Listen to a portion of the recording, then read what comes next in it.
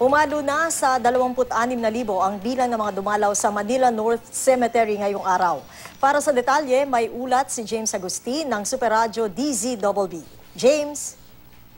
Chef, patuloy ang pagdating ng mga tao na bibisita sa puntod ng kanilang mga mahal sa buhay dito sa Manila North Cemetery. Nasa 26,000 na nga ang crowd estimate ng Manila Police District hanggang alas 8 ngayong gabi. Mahigpit ang seguridad na pinapatupad at kahit ipinagbabawal, may ilan pa rin nagdadala ng matutulis na bagay, thinner at gardening tools. Kaya simula kaninang umaga, umabot na sa higit 200 ang nakumpiska mga pinagbabawal na bagay. Ang ilan sa mga mag-anak na aking nakausap, mananatili na raw dito hanggang bukas dahil may pasok na sa November 2. Buhay na buhay rin ang mga negosyo sa loob man o labas ng sementeryo. Sari-sari ang tinitinda mula sa bulaklak, kandila at mga pagkain. Karamihan naman daw sa mga dumudulog sa first aid stations ay nagpapakuha ng blood pressure.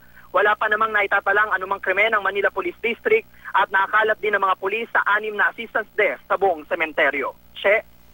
Maraming salamat, James Agustin ng Super Radio DZBB.